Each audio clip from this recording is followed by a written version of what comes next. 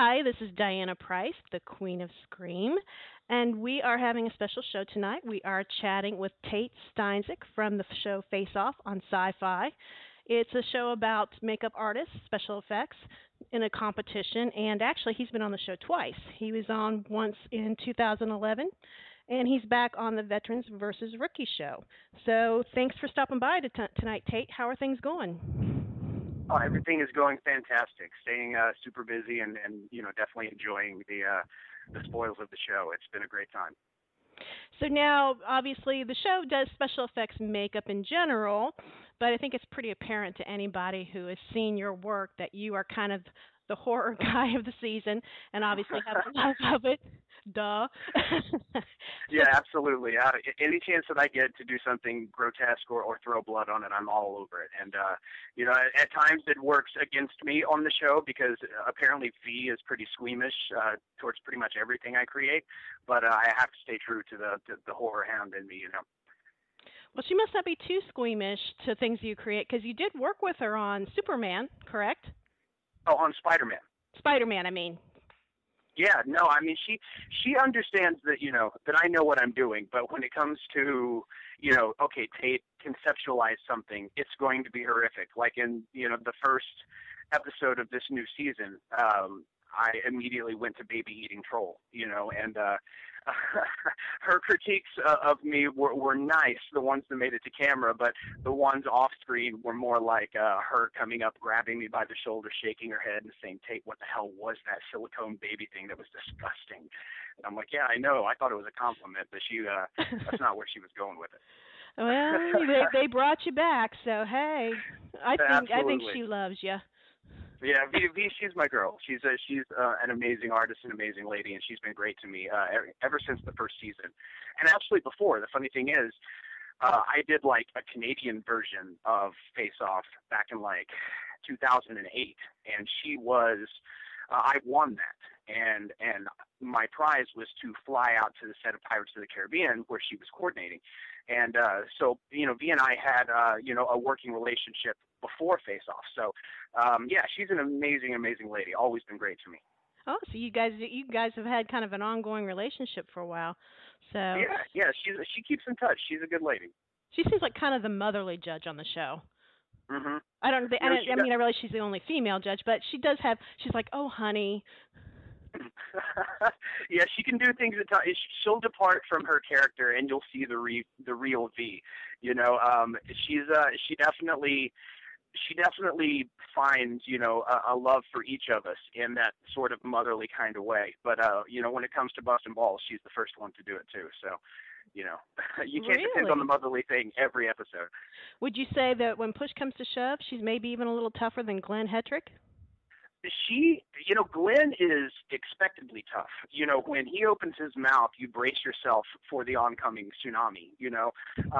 V, she's a mixed bag. So you might think she's about to say, oh, honey, you did so good this episode. And she'll be like, honey, I don't know what the hell you were thinking.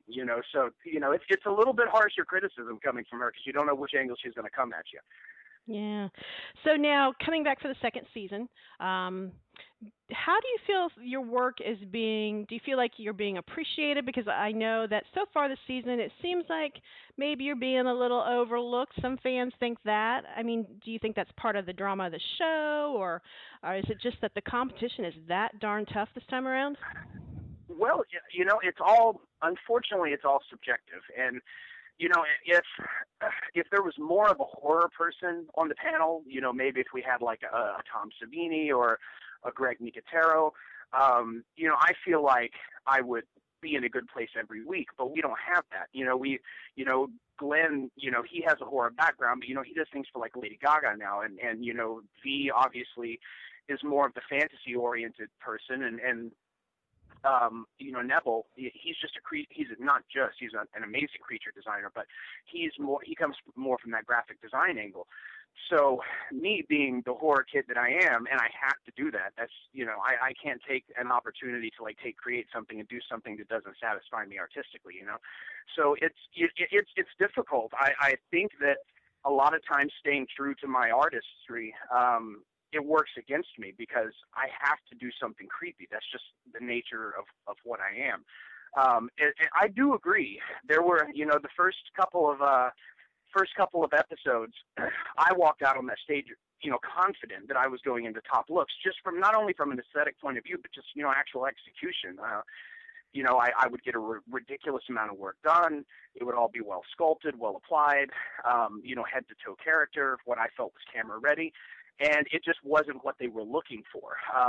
One of the things that has really changed since the first season, as the show has evolved itself, is it's less of a makeup competition now, the fundamentals of makeup, and it's more of an overall building of a character and satisfying the judges' parameters on that particular challenge. They'll look at a film quality makeup and say, that's not what we asked you to do, and they'll knock a million points off of it just for that. So you can't depend on your technical prowess anymore. It's about creativity as much as it's about anything else, and following the judges' guidelines. Yeah. And I know you can't give away any spoilers, but are things going to maybe start looking up a little bit for you on the show, since you've been you've had a couple of wins or been on the teams that have won, but are things going to start going a little bit better for you, just to let the fans know? Well, I can say this.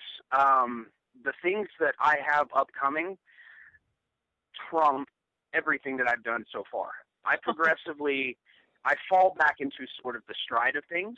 It's a really hard beast because, they take, 20 some odd hours of footage, and then they edit it down into an hour-long show.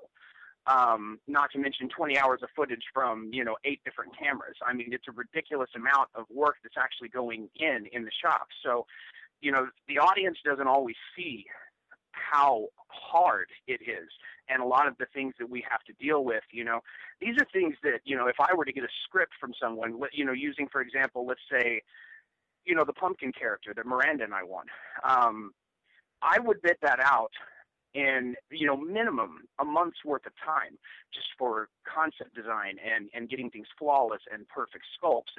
And these are things that we have to achieve in, 13 hours. Yeah, and then we get 4 hours to put them on the model, and then put them in front of the judges. So it's a ridiculous cut in the amount of time that we're used to as professionals working. But it's just one of those things that you sign up for. You have to put that behind you. And, sometimes it takes a minute to get into the stride of things. But, I can't give any spoilers, but I can say to my fans that I have some ridiculous stuff upcoming, and I think people are going to be really happy. Oh, good. That will be awesome to see. Definitely looking forward to that. One of the things, they brought back people from different seasons. I really wish they brought back Eric Fox, because I would have loved to seen a collaboration with you two guys, because you're both such hardcore horror guys and have such big, magnificent visions of things. That would have been really amazing. Eric Fox is probably my favorite contestant ever, too. He just has a mind that I can relate to, and he has a fearlessness about his artistry that I can also relate to. If he had been back, him and I, it might have just been too ridiculous for the show to even deal with. But, unfortunately for him, he was on the last season, and Eric Zapata, he won his way back onto the show. So they couldn't, in all fairness to, what Eric Zapata won in the Face Off web series. Right. They couldn't bring Eric back as well. But I know there has been a huge outcry, like, where the hell is Eric Fox? And I agree. It would have been amazing to have that kid on the show. Yeah. The TV set would have blown up if you guys had collaborated, so it's probably just as well. Yeah, we would have been building, a 20-foot tall dinosaur on episode 1. So we probably would have ran through the entire stock of materials in the shop, in the first week. It wouldn't have been good. It's like, show's over, you guys win. So exactly, we're done. Well, now Face Off isn't the only thing you've done, and even special effects makeup isn't the only thing you've done. You've done some directing in the past, some shorts, and I was looking on the internet and saw a couple of shorts you directed. One called The Winter's Coat, which you actually acted in as well. You do a little bit of everything, and wrote it. And then also one called The Clown. Clown. Yeah, and I was looking Clown at that. was a. Go I'm ahead. sorry? Go ahead. Oh, I was just going to say Clown was a fantastic time.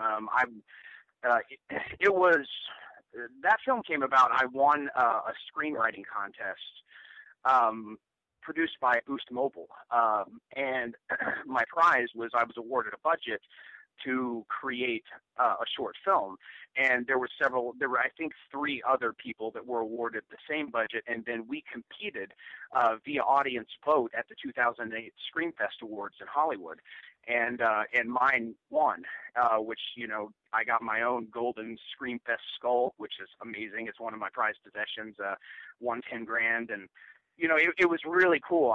I had a lot of, you know, living in New York, you have a lot of things at your access. Like at the time, my roommate was Peter Green from Pulp Fiction, who played the lead in my film. You know, so I had some, you know, some things that I could utilize to make my film a little more spectacular. And Norman Reedus is one of my best friends who plays Daryl Dixon on The Walking Dead. He also was in Clown. In disguise, he played the ringleader. He only wanted to do it. That. What's that? I was going to ask about that because I was going to say I was looking through the credits to see who played the clown in the first part of it because he did such a great job. And I'm looking through the credits. I'm like, whoa. Does that say Norman Reedus? Well, I think what it was right after Tropic Thunder came out. And he was, like, absolutely infatuated with Robert Downey Jr.'s role. So he's like, dude, the only way I'm going to do this is if you turn me into a black man and I'll be like a Creole or something. And I'm like, dude, that sounds perfect. So, yeah, he went full on into the role. It was great. I wish we could have we had some ridiculous, like, time constraints as far as shooting. There was so much more I wanted to get out of him. But, you know, we were kind of illegally shooting in the state park, and we kind of got ran out by the authorities that be. So we lost a lot of shots. But, you know, thankfully I was able to cut it all together. Yeah, so that was a really good, creepy short film. It was really short, but the performances and everything was really great. I really love that. But, you know, you've done those shorts, and like I said, you know, I was going to ask you about the Norman Reedus thing, and now I know also about, you know, the Peter Green connection because you've worked with him, it looks like, on a couple of things. And for those that don't know who he is off the top of their head from Pulp Fiction, that would be Zed. So yep. Zed was my roommate. It was an interesting experience. We'll just put it that way. That's a little disturbing, but then you're telling me. So, but now I understand that you are in pre-production for your first full-length feature that you're going to be directing. Yes, I'm back in New York, and we just started this week, in fact, official pre-production for my feature. It's currently titled The Spaces in Between, and oddly enough, it's not horror. It's a true story. It's a biopic about a man named Max Bornstein, who in the early 70s was battling a drug addiction, a heroin addiction, and was keeping it from his family. He also started running pornography to the mob, which at the time, pornography was highly illegal. I mean, you could get some serious jail time for even being associated with it. But we're also talking about, like, Betty Page porn. You know, it's not what we consider porn today by any means. It was really softcore stuff. But, you know, it was still the same jail sentence. So, you know, Max was running these to Baltimore and Philly and all of these mob bosses. And as his addiction progressed, you know, his life started falling to pieces, and, you know, some of the mob people started catching on to his addiction. And it's a really, really, really intense story that culminates into what became, you know, one of the biggest, at the time it was the biggest federal trial about obscenity and pornography. And it really, you know, it rewrote the laws in New York, the outcome. I don't want to give too many spoilers from my feature away, but it's really an important story in just the history of America, the history of New York. And so basically you can kind of liken it to, you know, the People versus Larry Flint, but, you know, 20 years its predecessor. We have an amazing cast. I've got Norman coming back for that. I have a couple of other ridiculously good actors and actresses attached, which I can't reveal just yet. But, you know, I'm planning on within the next month doing some press releases and, you know, trying to get everybody hyped about it. Well, you know, is Norman playing the lead role?